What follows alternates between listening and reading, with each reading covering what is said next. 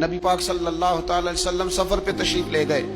حضور علیہ السلام کی عادت کریمہ تھی جب سفر پہ جاتے تھے تو سب سے آخر میں ساری تیاری کر کے سامان سمیٹ کے سب سے آخر میں سیدہ فاطمہ الزہرا سے ملتے، پھر سفر شروع ہوتا. اور جب حضور واپس آتے تو سب سے پہلے سیدہ فاطمہ سے ملتے رضی اللہ تعالی.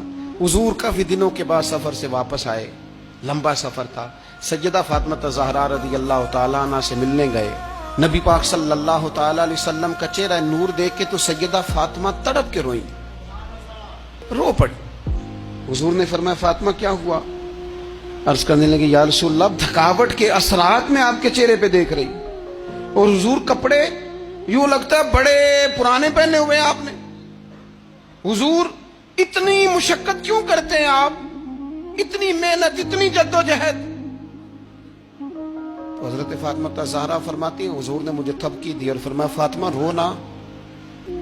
اور یہاں وہ بعض لوگ ہوتے ہیں نا جو ہم نے دیکھا ہے ہمارے ہاں اس طرح ہوتا ہے کہ وہ کوئی اس طرح کی بات کرے تو وہ زیادہ رونے لگ جاتے ہیں. کیا کریں، بڑے مسائل ہیں، بڑی مشقت ہے، کرنا پڑتا ہے، لوگ اور زیادہ. لیکن نبی پاک علیہ السلام نے سوچوں کو نیا زاویہ دیا، خیالات کو نیا رخ دیا، اس بات کو ایک نیا انداز سوچنے کا فراہم کیا.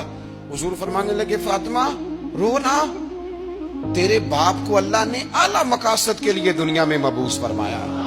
حضور فرمانے لگے فاطمہ کوئی گھر کچا، کوئی پکا، کوئی خیمہ ایسا نہیں بچے گا جہاں اللہ دین اسلام کو پہنچا نہیں دے گا. اور فرمایا فاطمہ یاد رکھنا جس طرح رات چھا جاتی ہے نا، محمد عربی کا دین بھی چھا جائے گا، یہ چھا جائے گا دین. اور پھر دین چھا گیا، جگہ جگہ چھا گیا.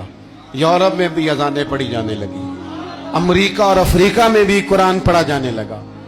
جگہ جگہ جگہ جگہ رسول اللہ صلی اللہ علیہ وسلم کے دین کی بات ہونے لگی.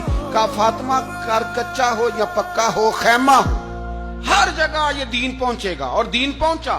دوستو کمزوری وقتی طور پر ہے، حالات وقتی طور پر ہیں. مسلمانوں نہ گھبراؤ، خدا کی شان باقی ہے، ابھی اسلام زندہ ہے، ابھی قرآن باقی ہے.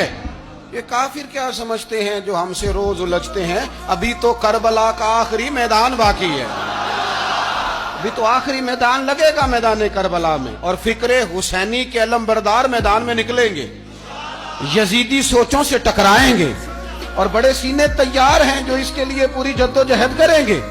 ابھی تو کربلا کا آخری میدان باقی ہے.